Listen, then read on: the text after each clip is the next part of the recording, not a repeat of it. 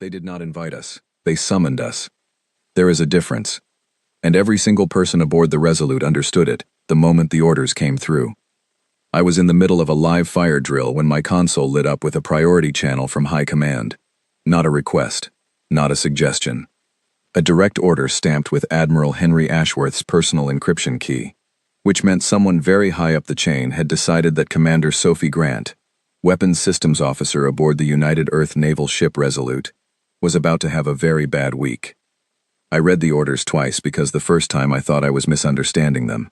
The Galactic Council of 12, the oldest and most powerful governing body in known space, had formally demanded that humanity provide a live fire demonstration of its military capabilities.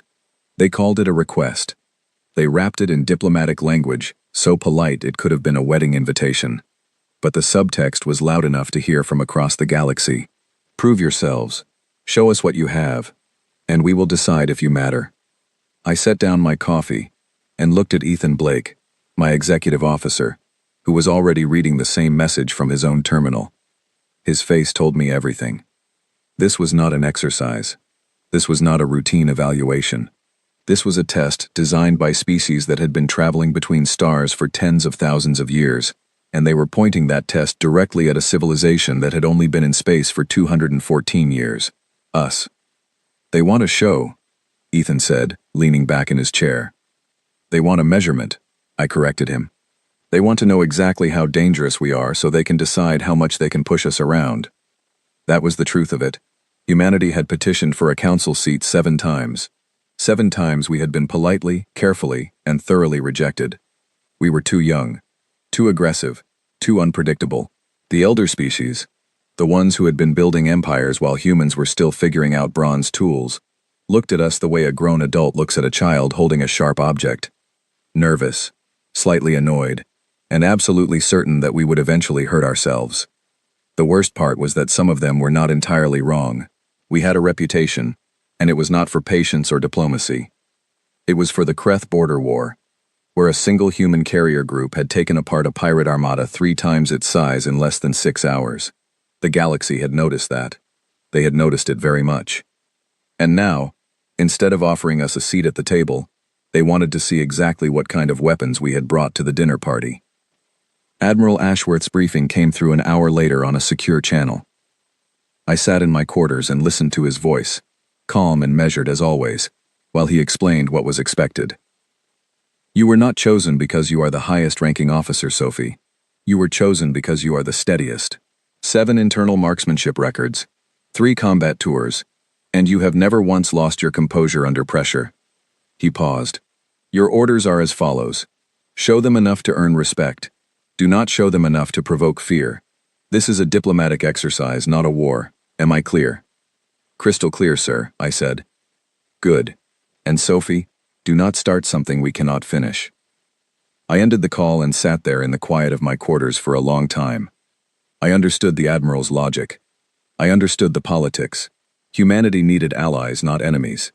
We needed the Council to see us as responsible partners, not as a threat that needed to be contained. And the best way to do that was to perform well enough to impress them, but modestly enough that they did not feel threatened. The problem was that I had spent my entire career being told to hold back. Every exercise, every demonstration, every joint operation with allied species, the orders were always the same. Do not show them everything. Do not push too hard. Do not scare them. And every time, I watched the elder species look at us with the same polite condescension, the same gentle dismissal, as if we were performing a trick they had already seen 1,000 times before.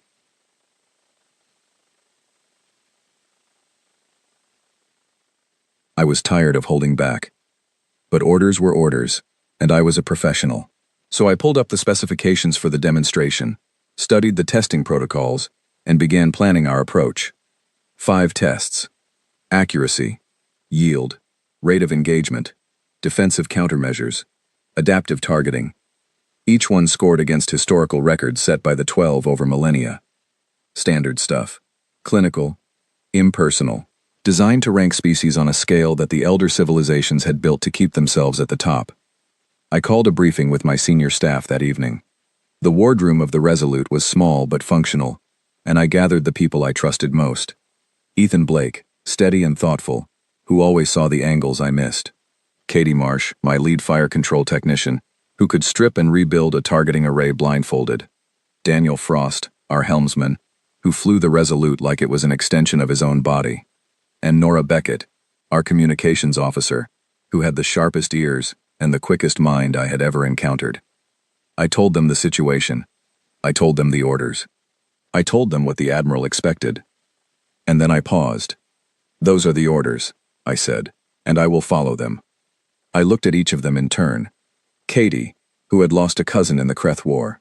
Daniel, who had been denied promotion twice because humanity's military was always being downsized to appease council sensitivities. Nora, who had spent 3 years as a diplomatic liaison, and had come back with a quiet, burning resentment for the way alien diplomats talked about our species when they thought no one was listening. "I will follow them," I said again, right up until the moment I decide not to. Nobody said a word, but I could see it in their eyes. Something sharp and bright, like a flame catching. Ethan logged the briefing, word for word, because that was the kind of officer he was. Thorough, careful. He knew that if things went sideways, the record would matter. That night, I sat on my bunk and took out the one personal item I always carried with me. A sidearm. An old model pistol. Not a service weapon, but a replica my grandfather had carried. It did not connect to any targeting system. It did not have smart rounds or adaptive sights. It was just steel and springs, the kind of weapon that humans had been perfecting for centuries before they ever looked up at the stars and thought about reaching them. My grandfather had carried it through the Kreth War. He had been an engineer, not a fighter, but when the pirates boarded his transport, he had picked up this gun and stood in front of a bulkhead door for 11 minutes, until reinforcements arrived. He never talked about those 11 minutes, but he kept the gun, and when he died, he left it to me. I held it in my hands and felt the weight of it. Simple, direct, honest. That was what humans were. We were not elegant, we were not ancient. We were not wise in the way that species with 10,000 years of civilization were wise. But we were honest about what we were. And what we were was stubborn, resourceful, and very, very good at the one thing that every species in the galaxy pretended they had moved beyond. We were good at fighting. Not because we loved it, but because we had spent our entire history getting good at the things that kept us alive. The next morning, the Resolute jumped to faster-than-light travel, heading for the Thelene neutral expanse, where the demonstration would take place. It would take us 3 days to arrive, 3 days to prepare, 3 days to get ready for the most important weapons test in human history. I spent those 3 days going over every system on the ship, running diagnostics, drilling my fire control team until they could execute targeting sequences in their sleep. Katie Marsh ran the railgun calibrations 4 times because I asked her to, and then ran them a 5th time because she wanted to. Daniel Frost practiced evasive maneuvers in the simulator until his reaction times were faster than anything I had ever seen from a human pilot. Nora Beckett spent her time studying the communication protocols of every species that would be present, so that she could read the room in real time during the demonstration. And Ethan Blake walked beside me through all of it, steady and quiet, keeping the crew focused while I sharpened the blade. On the second night, he came to my quarters. "You are not planning to hold back, are you?" he asked. I did not answer right away. Then I said, "I am planning to follow orders." He looked at me for a long moment. "And if the orders stop making sense? Then I will make a judgment call." He nodded slowly. "Just make sure the judgment is worth the consequences." He left, and I sat alone with the stars outside my viewport, thinking about what it meant to be the representative of an entire species. 8 billion people back on Earth. Millions more on colonies and stations and ships scattered across our small corner of the galaxy. All of them watching, whether they knew it or not. All of them counting on me to get this right. I cleaned my grandfather's gun one more time. I checked the Resolute's weapons systems one more time. And then I went to sleep. Because a weapons officer who does not sleep before a fight is a weapons officer who makes mistakes. I did not intend to make mistakes. The Thelene neutral expanse was the kind of place that made you feel very small and very temporary. A dead star system, deliberately emptied of habitable worlds thousands of years ago, and converted into a military proving ground by the Council. No planets, No stations. Just a shattered gas giant hanging in the void like a broken fist, surrounded by a ring of observation platforms and scoring arrays. This was where species came to prove what they could do with a gun, and the scars on the asteroids told you that a lot of species had done exactly that over a very long time. We dropped out of faster-than-light travel on the edge of the system, and the first thing I saw on my tactical display made my stomach tighten. Ships. Hundreds of them. The Valori had brought a ceremonial war fleet of 40 vessels, each one 3 times the size of the Resolute. They hung in perfect formation like a wall of polished metal, their hulls catching the light of the distant stars. The Valori were the oldest of the 12, the founders of the Council, and they wanted everyone to remember that. Their ships were not just weapons, they were statements. The Dreth Collective had sent their flagship, a living bioship that pulsed with a slow, rhythmic glow like a heartbeat. It was twice as long as any Valori vessel, and it moved like something alive, which it was. The Dreth did not build their ships. They grew them. The Ul-Shani had brought a diplomatic cruiser, elegant and understated, its hull covered in patterns that shifted like light on water. The Grenshi had sent a hive carrier, bristling with smaller craft.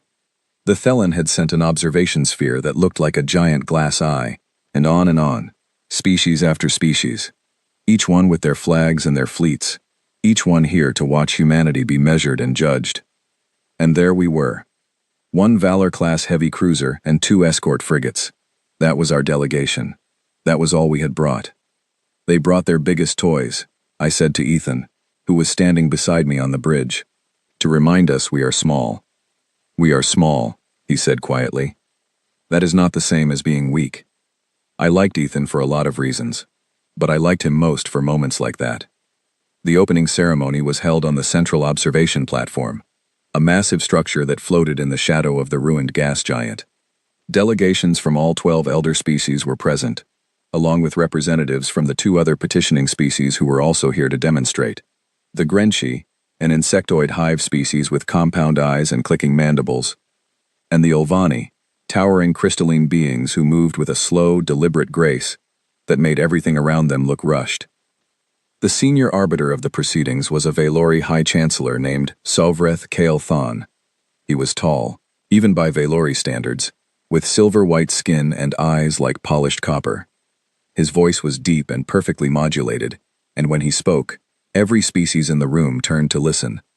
That was the Valori gift, authority so natural that it felt like gravity.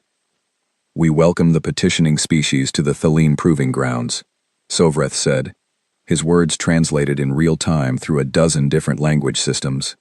The demonstrations you provide today will be evaluated according to protocols established by the Council of 12, over 4,000 years of continuous assessment. You will be scored across 5 categories: accuracy, yield, rate of engagement, defensive countermeasures, and adaptive targeting.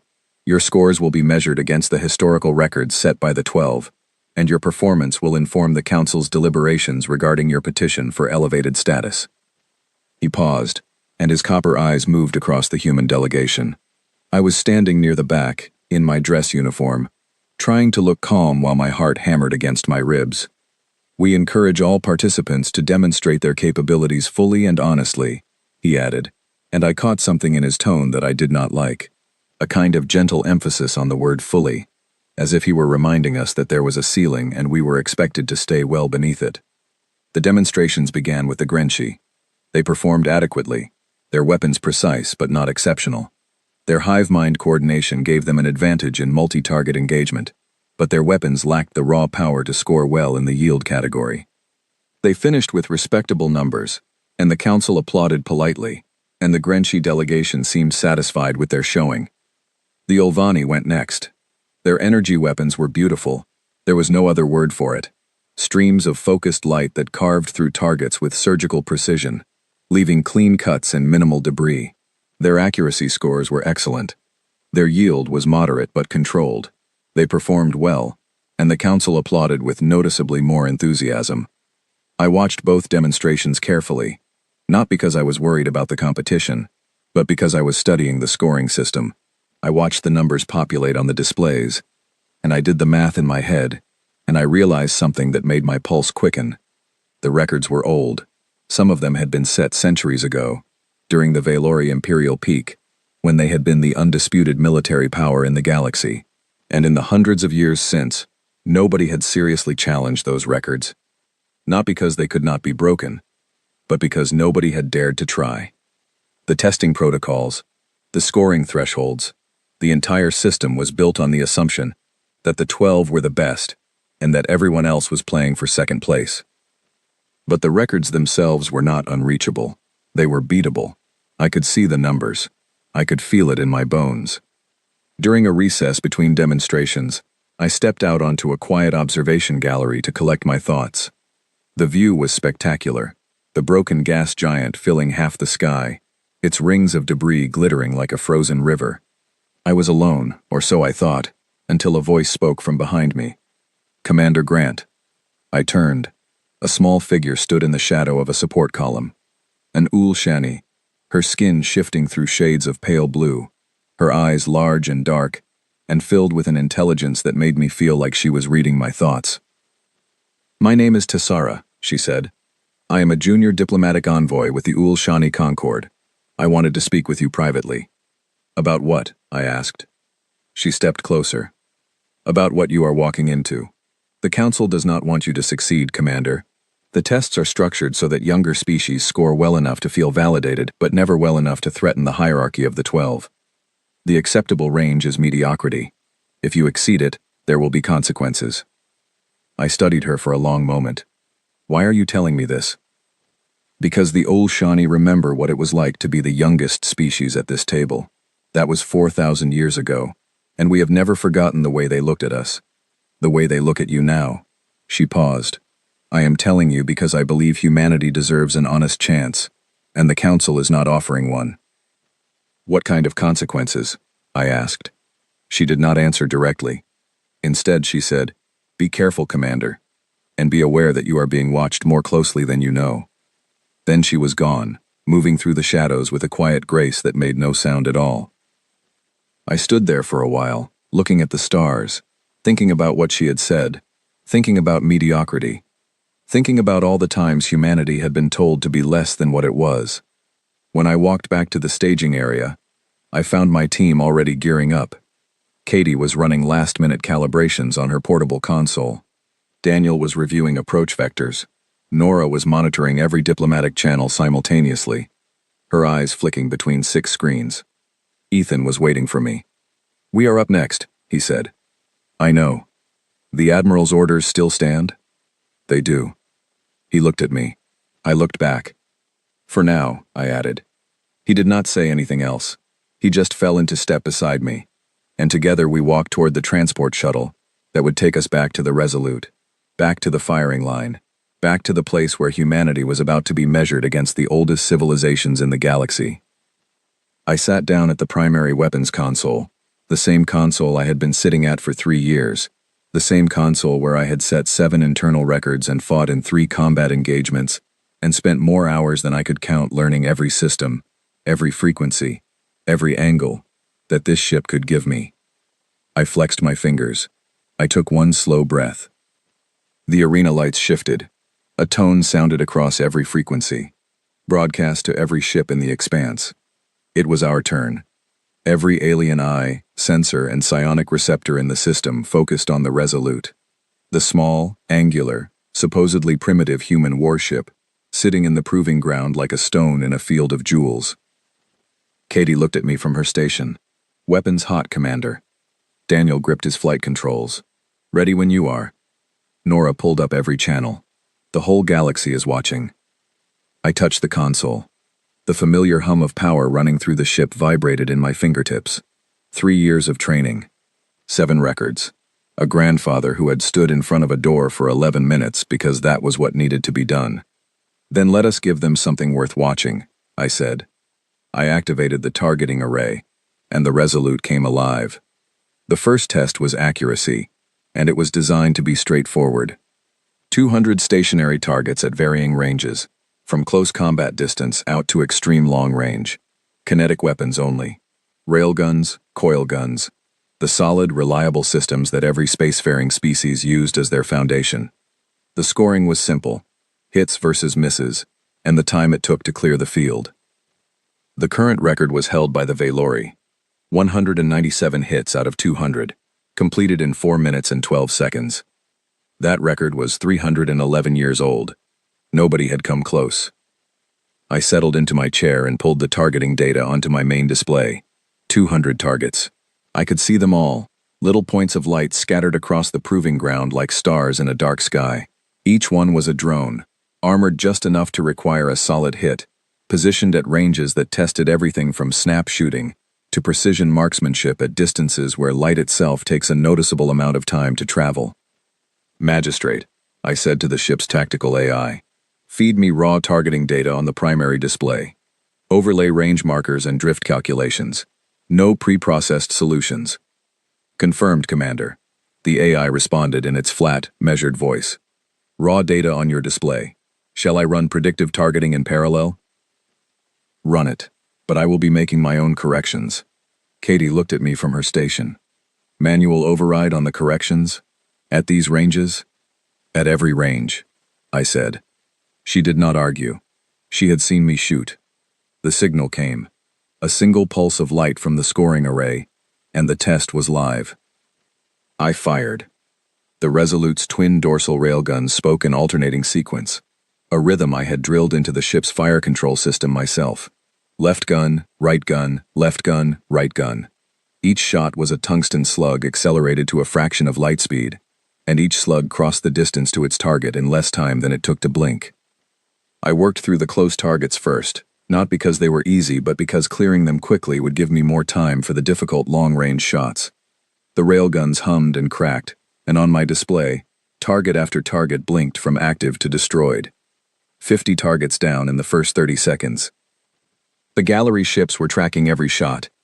I could not see the alien observers, but I could feel their attention. Millions of sensors and eyes and minds all focused on the small human ship that was methodically destroying everything in front of it. 100 targets. 1 minute and 10 seconds. 0 misses. I shifted to the mid-range targets. These were harder. They were smaller, with irregular shapes designed to confuse targeting systems. The AI offered corrections, and I compared them to my own instincts.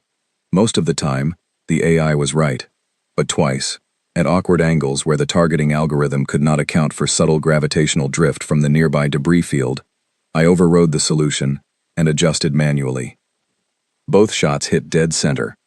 150 targets, 2 minutes flat, 0 misses. "Commander," Nora said quietly from her station, "the Valori gallery ship just increased its sensor resolution on us by 300%. "Good," I said without looking up. "Let them see." The long-range targets were the real challenge. At extreme distance, even a railgun slug takes enough time to reach its target that you have to account for everything: gravitational pull from nearby masses, electromagnetic interference, the slight wobble of your own ship's orientation. The AI calculated solutions, but at these ranges, the difference between a hit and a miss was measured in fractions of a degree so small that even the best computer could not guarantee perfection. That was where instinct mattered. That was where years of practice and thousands of hours at the console turned a good weapons officer into something more. I fired, adjusted, fired again. Each shot felt right in my hands before the sensors confirmed the hit. I was not thinking anymore. I was just doing. 197 targets, the Valori record. I did not pause. I did not celebrate. I kept firing. 198. 199. 200. All targets destroyed, Magistrate announced. 0 misses. Time elapsed, 2 minutes and 31 seconds. The bridge was silent for a heartbeat. Then Katie whispered, 200. For 200. 40% faster than the record. I leaned back in my chair and let out a breath I had not realized I was holding. My hands were steady, which surprised me. My heart was not, which did not. The gallery went quiet. Not the polite quiet of restrained applause, but the deep, heavy quiet of people who had just seen something they were not prepared for. I waited for the next test. It came quickly. Yield. This was about raw destructive power, the ability to deliver maximum damage per unit of ordnance. The targets were shielded asteroid chunks, dense and heavily armored, designed to absorb enormous amounts of energy before breaking apart. Species were judged on how much destruction they could deliver with the fewest weapons. The Council expected us to use our standard ship-to-ship munitions. Instead, I authorized the deployment of Mark 9 hammer torpedoes, the Resolute's heavy anti-capital ship weapons. They were designed to crack the hulls of warships 10 times our size, and they had never been demonstrated outside of human military exercises. The first torpedo launched from the forward bay, with a sound that I felt in my chest. It crossed the distance to the target asteroid in a clean, bright arc, and struck the surface dead center. The asteroid was rated to withstand 3 direct hits from standard heavy ordnance, before structural failure. It shattered on the first impact. Not cracked, not fractured. Shattered, coming apart in an expanding cloud of dust and debris that lit up the sensors of every ship in the system. On the gallery ships, I imagined I could hear the silence deepen. But I was not finished.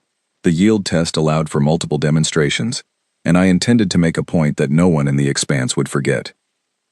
I ordered a cluster launch. 8 Mark 10 torpedoes, programmed for synchronized detonation, targeted at a moon fragment that the Council had designated as the maximum difficulty target. 8 points of light streaked across the black, converging on the fragment from different angles, timing their impacts within microseconds of each other. The detonation was, and I do not use this word lightly, beautiful. 8 explosions merged into a single expanding sphere of force that consumed the moon fragment entirely. Where there had been a chunk of rock the size of a small city, there was now nothing but expanding dust and radiation. The yield readings spiked past the top of the display's expected maximum. The scoring system had to recalibrate in real time to accommodate numbers it had never been designed to display. From the gallery, a Dreth observer made a sound that the translator rendered as a sharp intake of breath. Given that the Dreth were a species that did not technically breathe, the fact that they had a vocalization for that particular emotion told me everything I needed to know. Katie caught my eye. "And those are the ones we are allowed to export," she murmured. I almost smiled. The third test was rate of engagement. This was the one I had been waiting for. 500 fast-moving drones, released simultaneously from launchers positioned around the proving ground. Species were scored on how many they could destroy within a fixed time window of 90 seconds. The current record was 471, held by the Valori for over 300 years. It was considered one of the most unassailable records in Council history. The Valori had set it using their full-spectrum energy weapon arrays, which were regarded as the finest multi-target engagement systems in the galaxy. I had a different approach. "Magistrate," I said, "network the Resolute's point defense grid with secondary batteries, and link in the weapon systems of both escort frigates. Full integration, single firing solution. That will require all 3 ships to surrender independent weapons control to your console commander," the AI said, confirming authorization. Ethan looked at me. "You want to run all 3 ships' weapons from one chair?" "I want to run them from one brain," I said. "Mine." He authorized it. The 2 escort frigates, the Steadfast and the Clarity, locked their weapons systems into the Resolute's network. For the duration of this test, every gun, every point defense turret, every missile launcher on all 3 ships would fire according to my commands, coordinated through Magistrate's network into a single unified wall of destruction. The drones launched. 500 targets, moving fast, jinking randomly, designed to simulate a swarm assault. They came from every direction, and for a moment, the tactical display looked like a cloud of angry hornets descending on 3 very small ships. I opened fire. The Resolute's close-in weapons systems screamed to life. Autocannons cycling at rates that turned individual shots into a continuous roar of metal. The escort frigates added their own point defense batteries. Pulse lasers lanced out from secondary turrets, each one precisely aimed, each one finding a target. Micro-missile swarms launched from shoulder pods on all 3 ships, tiny warheads that homed in on the drones with relentless precision. It was not a battle, it was a performance. Every weapon system worked in harmony, layered fields of fire that covered every approach vector, every angle, every blind spot. The drones flew into a wall of coordinated destruction, and they did not fly out the other side. I did not think about the individual targets. I thought about the pattern, the rhythm of it, the way the swarm moved and where the gaps were. and every time I found a gap, I closed it with fire. The display counted down. 400 drones destroyed, 450, 471. The Valori record matched. I did not stop. I did not even slow down. 480, 495, 500. Every single drone. Not one survivor. The time window still had 9 seconds remaining. All targets destroyed, magistrate said. 500 out of 500. Record exceeded by 29 units. Time remaining, 9 seconds. On the bridge, nobody moved. Nobody spoke. Then Daniel Frost, who never showed emotion, who flew the ship with the calm detachment of a man who considered excitement to be inefficient, looked at me and said, "That was the single most ridiculous thing I have ever seen." I would have laughed, but the adrenaline was making my jaw tight. From the gallery, there was no applause. The Valori Chancellor's expression had shifted from polite amusement to something hard and flat and unreadable. The Dreth flagship's bioluminescent patterns were pulsing rapidly, their equivalent of alarm. The Grenchi delegation was clicking so fast that the translators could not keep up. Only the Ulshani gallery ship was still, and through the diplomatic channel, Nora picked up a single transmission from Tessara, meant only for us. 2 words, in perfectly accented English. "Keep going." There was a brief intermission between the 3rd and 4th tests. I used it to check the scoring display and confirm what I already knew. The Resolute was at the top of the board. All-time records in accuracy and rate of engagement. Near record in yield. Numbers that had not been seen from any species in centuries. And I had 2 tests left. My console chimed. A tight beam message from Admiral Ashworth, routed through our secure relay. I opened it. 2 words. "Sophie. Easy." I read it. Read it again. Close the channel. I did not reply. I sat there in the brief silence between tests and felt the weight of the moment settling over me. I could stop here. I could coast through the remaining tests, put in a competent but unremarkable performance, and still walk away with scores that would impress the Council. That was what the Admiral wanted. That was what diplomacy demanded. That was the smart, safe, responsible thing to do. But I kept thinking about Tessara's warning. The acceptable range is mediocrity. The Council did not want us to succeed. They wanted us to perform well enough to feel good about ourselves, and then go home, content with our modest achievement, while the 12 maintained their comfortable dominance. I thought about my grandfather standing at that bulkhead door. I thought about 7 rejected petitions. I thought about every alien diplomat who had smiled at us and called us energetic and promising, and full of potential, as if we were children who might someday grow up to be real civilizations. I made a decision. I turned to Ethan, and I said the words that I knew would change everything. "Ethan, log this. I am choosing to exceed mission parameters." He stared at me. His jaw tightened. For a moment, I thought he would argue. I thought he would remind me of the Admiral's orders, of the consequences, of everything that could go wrong. Instead, he sat down at his console, entered his authorization code, and logged my statement into the official record. "Logged, Commander," he said quietly. "For whatever it is worth, I think you are making the right call." "We will find out," I said. The 4th test signal sounded. I turned back to my console, and the Resolute moved toward the firing line. The 4th test was defensive countermeasures, and it was designed to break ships. The protocol was straightforward. The Resolute would position itself in the center of the proving ground, and the Council's automated attack systems would launch waves of assault drones and guided munitions at the ship from every direction. The scoring was based on survival time and damage mitigation. The longer the ship lasted, the higher the score. The less damage it took, the better. The record was 7 minutes and 42 seconds of sustained bombardment before cumulative damage exceeded the acceptable threshold. That record was held by the Dreth Collective, whose bioships could regenerate hull damage in real time. It was considered the most technically demanding record on the board, because it was not about how well you could shoot. It was about how well you could survive. Every other species that had taken this test had done the same thing. They had raised their shields, activated their defensive systems, and tried to endure the bombardment for as long as possible.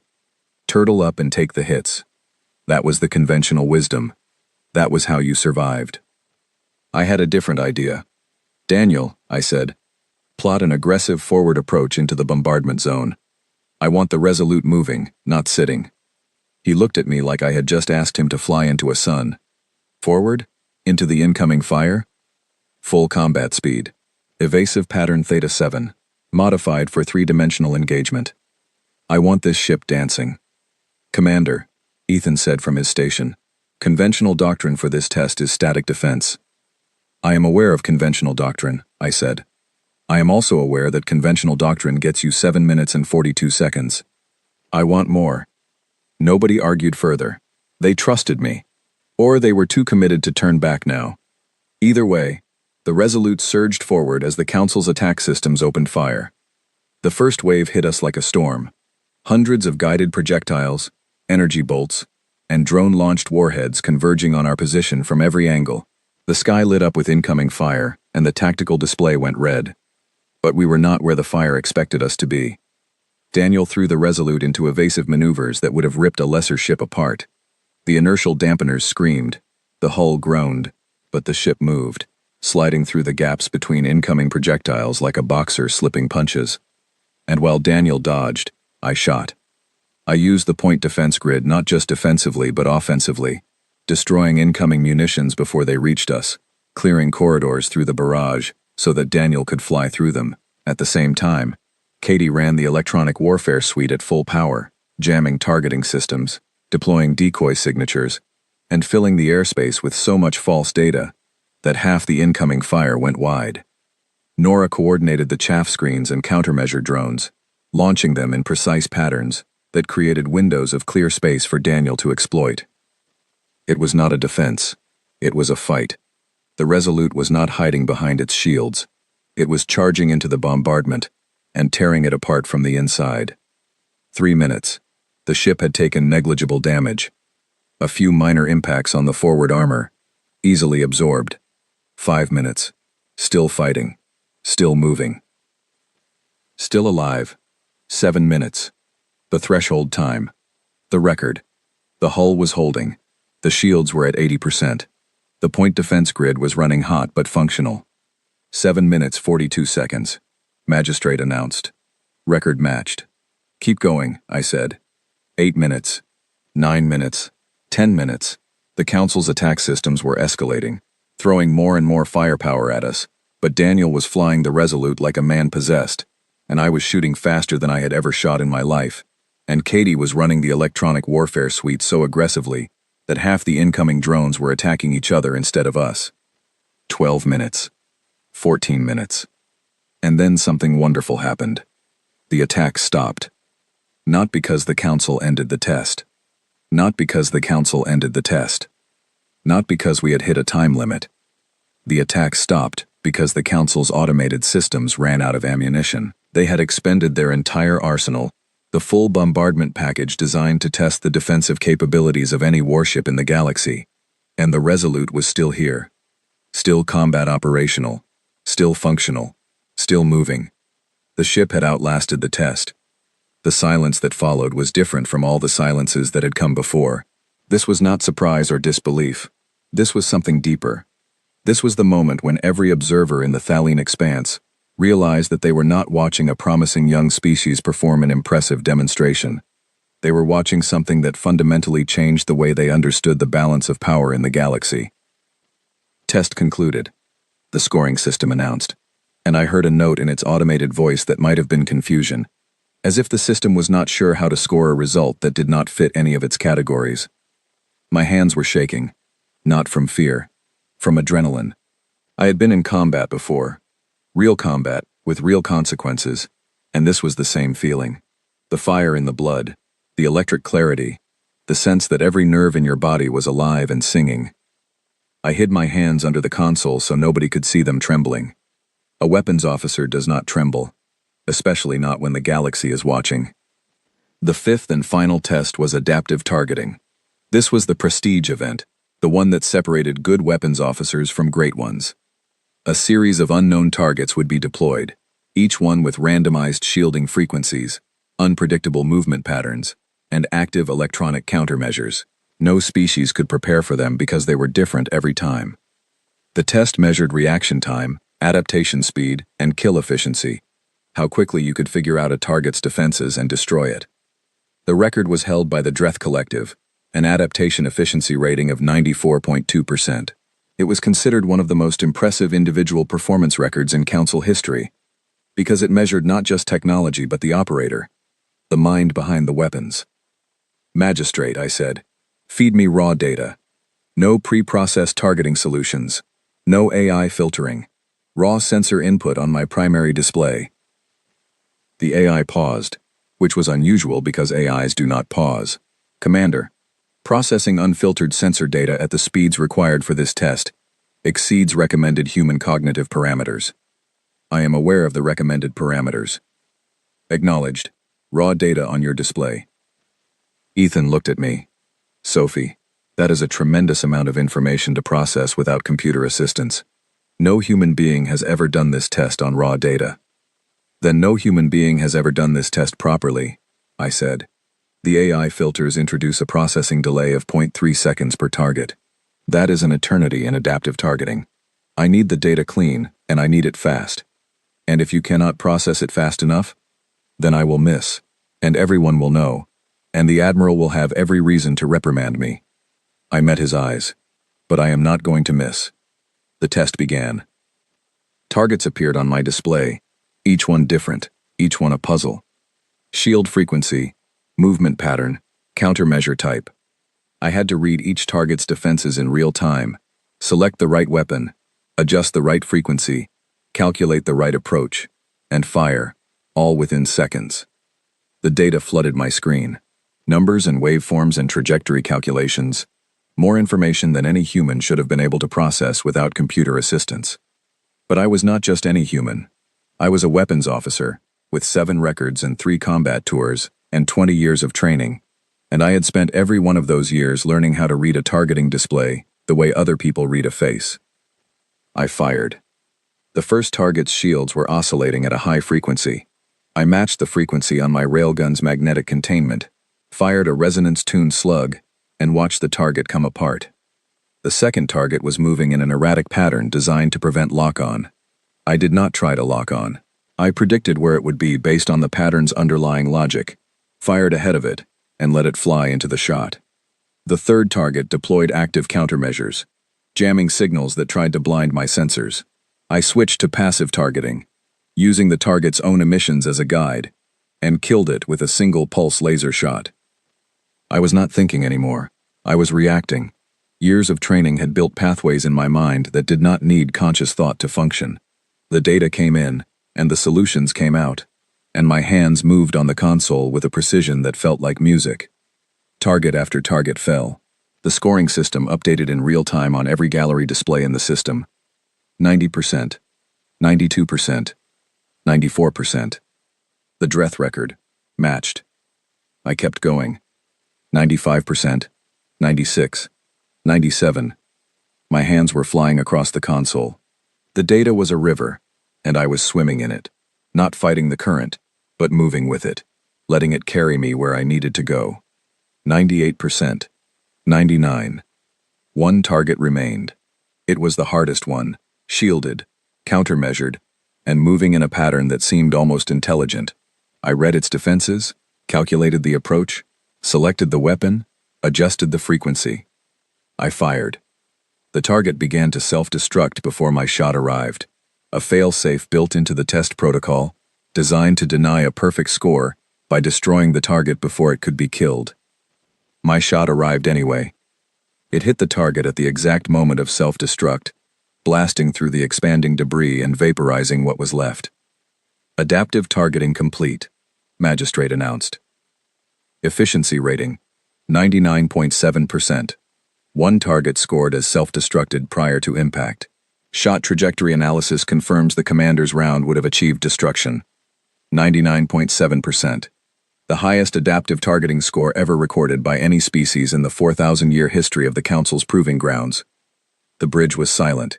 Then Katie Marsh, who was not the kind of person who showed emotion in professional settings, put her head down on her console and said, I cannot believe that just happened. Daniel Frost turned to look at me. You just operated at a cognitive speed that should not be possible for a human being. It is possible, I said. It just takes practice. From the gallery, there was a sound that I had never heard before.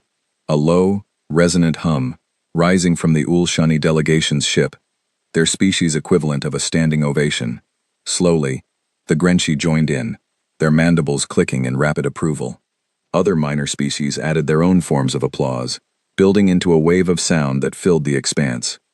The Velori did not applaud, neither did the Dreth. On the scoreboard, displayed on every screen in the system, humanity's name sat at the top of 4 out of 5 categories, with all-time records in 3. The Resolute, a mid-range human cruiser, not a flagship, not a battleship, not even the most advanced ship in Earth's fleet, had outperformed warships 10 times its size, from civilizations 100 times its age. Chancellor Sovreth Kale Than addressed the assembly. His voice was steady, his words carefully chosen. We congratulate the human delegation on an unexpectedly vigorous performance, he said. The results will be reviewed for procedural compliance before they are formally entered into the record. A political move, an attempt to delay, to diminish, to reframe what had just happened as an anomaly, rather than a revelation. I did not care. I had not come here for politics. I had come here to shoot. And I had shot. My console chimed again. A message from Admiral Ashworth. I opened it. 14 unread messages, each one progressively shorter and more terse. The last one said, "You just made my job either very easy or very hard. Report when you dock." I closed the channel. Then I noticed something on the long-range sensors that wiped the satisfaction off my face in an instant. The Velori Warfleet, the 40 ceremonial ships that had arrived in perfect parade formation. They were moving, quietly, without announcement, without any change in their public communications. The Velori fleet was repositioning from parade formation into something very different. A battle line. 40 warships, each one 3 times the size of the Resolute, spreading into an arc that covered every exit vector from the proving ground. It was not an attack, not yet, but it was a message. I turned to Ethan. My voice was calm, because calm was all I had left to give. Ethan, get me a line to the Admiral, and spin up the point defense grid, quietly. He looked at the tactical display. He saw what I saw. And for the first time in the 3 years I had served with him, I saw something in his eyes that looked like genuine concern. Understood, Commander, he said, quietly. The Resolute hummed around us, steady and strong, while the galaxy held its breath. The minutes after the demonstration were the longest of my life.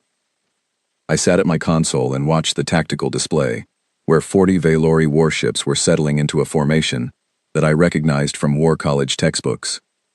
It was called a containment arc, a defensive posture that could transition to offensive action within seconds. Every gun on every ship was pointed at nothing, but the geometry was unmistakable.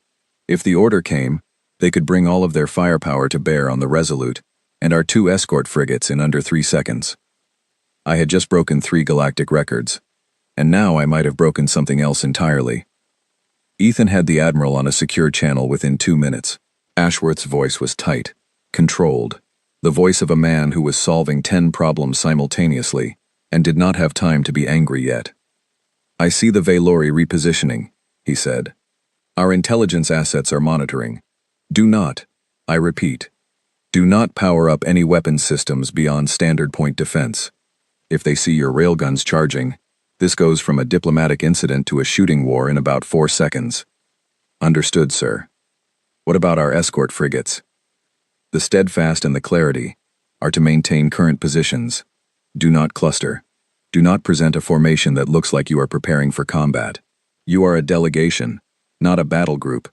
And right now that distinction is the only thing keeping the Velori from making a decision that nobody can walk back. And if they make that decision anyway? There was a pause. A long one. Then you fight, Sophie. And God help us all. The channel closed. I looked at Ethan, who had heard every word. Get the crew to general readiness, I said quietly. No alarms. No announcements. Just make sure everyone knows where their battle stations are. Already done, he said. I started the moment the Valori broke formation. I could have hugged him, but we were both too tense to do anything except stare at the tactical display and wait for the galaxy to decide whether it was going to collapse into chaos. The next hour was a masterclass in controlled panic. On the surface, nothing happened. Ships held their positions. Communications channels buzzed with routine diplomatic chatter. The scoring displays continued to show humanity's results, blinking gently as if they were just numbers and not the fuse on the largest powder keg in galactic history. But beneath the surface, everything was moving. The Dreth Collective's bioship was pulsing faster, its rhythmic glow accelerating to a rate that I now knew indicated weapons priming. The Dreth were not allies of the Valori, but they were not allies of humanity either. They were calculating, as they always did, trying to determine which side of this confrontation would benefit them most. The Grenshi hive carrier had recalled all of its smaller craft, pulling them back into the central bay. A defensive posture. They wanted no part of whatever was about to happen. The Olvani observation ship had gone dark, its crystal hull dimming to near invisibility. The Olvani were pacifists by cultural inclination, but they were also pragmatists who understood that visibility in a conflict zone was an invitation. And the Olshani, Tessara's people, their diplomatic cruiser had not moved. It sat exactly where it had been throughout the demonstration, its hull pattern still shifting through calm blues and greens, as if nothing unusual was happening. I watched that ship and wondered what was going on behind those shifting patterns. "Commander," Nora said from her communication station, "I am monitoring a significant increase in encrypted traffic between the Valori flagship and 3 of their client species delegations. The encryption is military grade. I cannot break it, but the volume alone suggests coordination." "They are deciding," Ethan said. "Deciding what? Whether we are a threat that can be managed, or a threat that needs to be eliminated before we get any stronger." I let that thought settle. It was not a comfortable one. I had known, when I decided to exceed my mission parameters, that there would be consequences. But I had been thinking about political consequences. Diplomatic censure.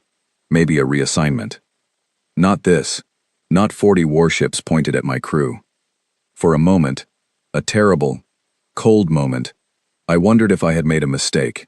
If my pride, my frustration, my desire to prove that humanity was more than the galaxy's polite little newcomers, had just put my crew and my species in danger. Then I looked at Katie Marsh, who was monitoring the point defense grid with steady hands and clear eyes. At Daniel Frost, who sat at his helm console with the calm patience of a man who had already planned 6 different escape routes and was working on a 7th. At Nora Beckett, who was tracking every signal in the system with the focus of a predator watching a herd.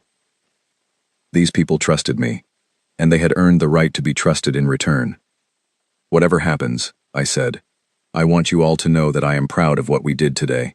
Every shot, every maneuver, every decision. We showed them who we are."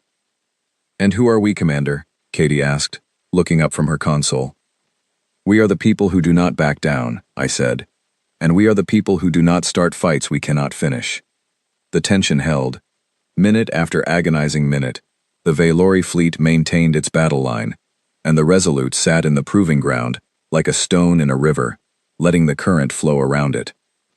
And then Tessara made her move. It came without warning.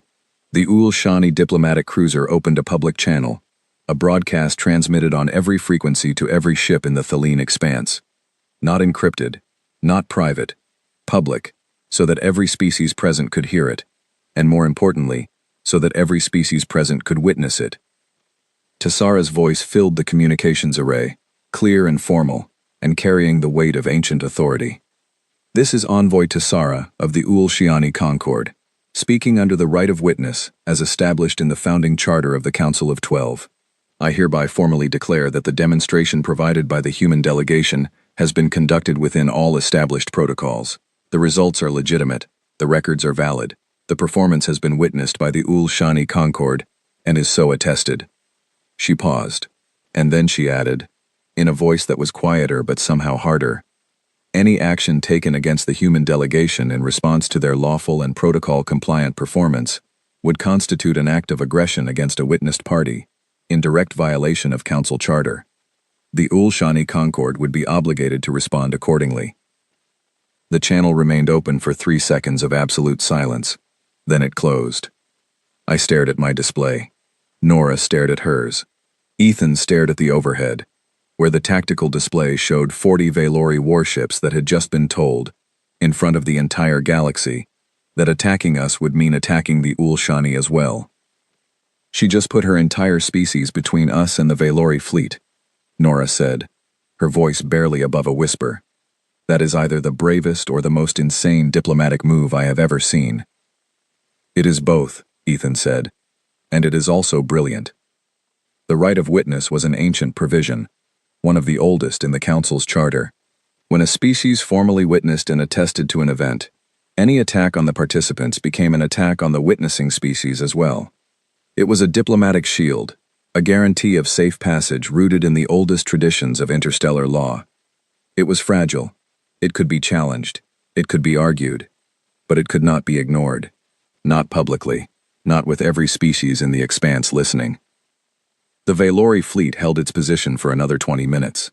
20 minutes during which I did not blink, did not move, did not breathe any more than I absolutely had to. Then, slowly, like a tide withdrawing from a shore, the 40 ships began to move, back into parade formation, back into ceremonial positions. Guns still armed, I was certain, but no longer pointed in our direction with obvious intent. The moment passed. The galaxy decided not to end. I let out a breath that felt like it had been trapped in my lungs for a year. Stand down from general readiness, I said. Normal operations, and, Nora, open a private channel to the Ulshani diplomatic cruiser. I want to thank Envoy Tessara. Already open, Commander. She is waiting. I picked up the communicator. Envoy Tessara, I owe you more than I know how to express. Her voice came back, warm and slightly amused. You owe me nothing, Commander. What you did today was remarkable. What I did was merely necessary. You put your species at risk for us. I put my species on the right side of history. That is never a risk. It is an investment. I wanted to say more, but she spoke again before I could. Commander, you should know, there will be a closed council session within the hour to vote on humanity's petition for elevated status. I cannot tell you the outcome, but I can tell you this. 3 hours ago, you had perhaps 2 votes in your favor. Now you have more. What you did on that proving ground did not just break records, it broke assumptions, and sometimes that is more valuable than any weapon. The council session happened behind closed doors, in a chamber aboard the Valori flagship where no human representative was allowed to enter. I did not learn the details until days later, through diplomatic channels and intelligence reports and a long, carefully worded message from Tessara. The vote was 7-5. 7 in favor, 5 against. Humanity was granted provisional Tier 2 recognition by the Council of 12. Not a full seat, not equal standing, but a significant elevation that granted us military autonomy, trade privileges, and the right to establish defensive installations beyond our home systems. The 5 dissenting votes were the Valori, the Dreth, and 3 of their client species. The fracture in the council that my demonstration had exposed was now visible to everyone. The old order was shifting, and not everyone was happy about it. But 7-5 was 7-5. We had won. When the news reached the Resolute, the crew celebrated in the quiet, disciplined way that military crews celebrate when they are still technically on duty in potentially hostile space. There were handshakes and tight smiles and a few tears from people who understood what this meant, not just for the crew, but for every human being who had ever looked up at the stars and been told that they were not ready to stand among them. I did not celebrate. Not yet. I had one more call to make. Admiral Ashworth's face appeared on my secure display, and for a long time, neither of us spoke. He looked tired. He looked like a man who had aged 5 years and 5 hours, but his eyes were sharp, and when he finally spoke, his voice was steady. You disobeyed a direct order, Commander. Yes, sir. You exceeded your mission parameters against explicit instructions. Yes, sir. You nearly triggered an interstellar incident that could have resulted in the destruction of your ship, your crew, and possibly the beginning of a war that humanity is not yet ready to fight. Yes, sir. He paused. The The silence stretched. I stood at attention and waited for the hammer to fall. You also just accomplished in one afternoon what 20 years of diplomacy failed to achieve. Another pause. I am placing a formal censure in your service record, right next to a classified commendation. The censure is for the record. The commendation is for the truth. Understood, sir. Do not do it again, Sophie. His voice softened, just slightly. Unless I tell you to. The call ended. I sat down in my quarters and stared at the blank screen for a long time. The days that followed were a blur of debriefings, diplomatic messages, and intelligence reports. News of the demonstration spread across the galaxy faster than any faster-than-light communication system could carry it, because rumor has always traveled faster than technology. Unaligned species, the dozens of civilizations that existed outside the Council's influence, began reaching out to Earth for military partnerships. They had been watching, and they had seen a young species demonstrate capabilities that rivaled the oldest powers in the galaxy. They wanted to know more. They wanted to know if humanity could protect them the way the Council had promised to but never truly had. The Valori responded the way ancient powers always respond when a new challenger emerges, quietly and dangerously. Intelligence reports indicated that they had doubled their border fleet strength along human-adjacent space within a week of the demonstration. They were not preparing for war, not yet, but they were preparing for the possibility of war, and in the calculus of interstellar relations, there is very little difference between the two.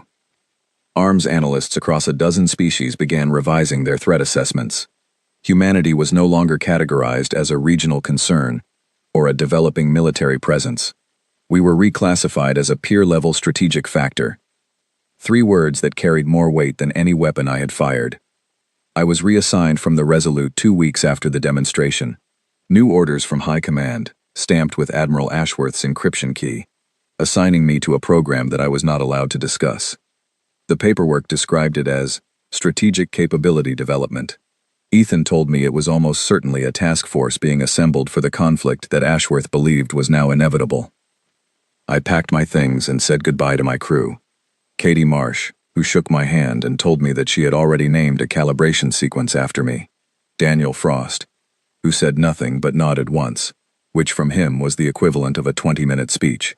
Nora Beckett, who hugged me and whispered, "Give them something to talk about, wherever they send you." And Ethan Blake, who walked me to the shuttle bay and stood with me in the airlock, looking out at the stars. "You know what you started," he said. It was not a question. I know. The Valori will not forget. The Dreth will not forget. This is not going to be a smooth road.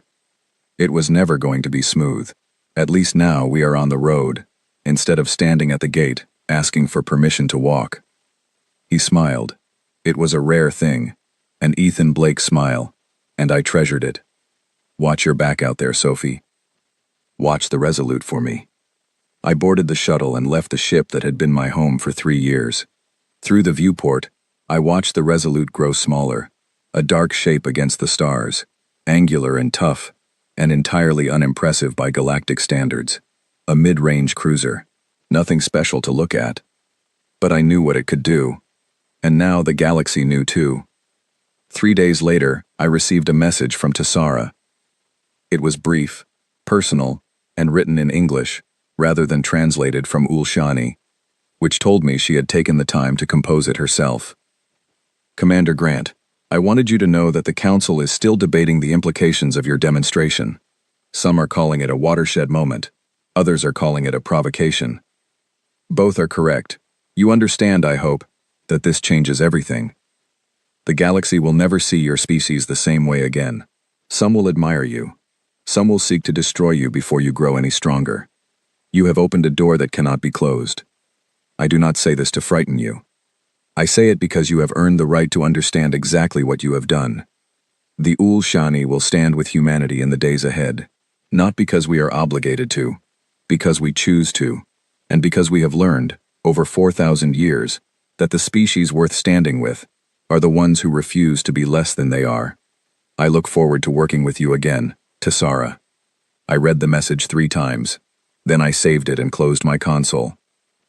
That night, I sat alone in my temporary quarters on a transit station between assignments, looking out the viewport at the vast, ancient, dangerous galaxy that now knew exactly what humanity was capable of. I held my grandfather's old pistol in my hands, feeling the weight of steel and history, and I thought about what it meant to be a species that was no longer invisible. I was proud. Proud of my crew, proud of my ship, proud of the shots I had taken and the records I had broken.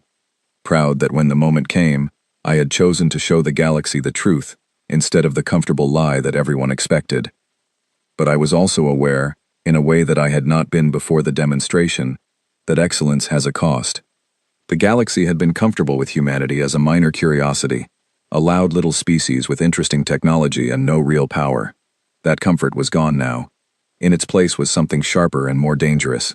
Attention, scrutiny, and for some, fear. Frightened empires do terrible things.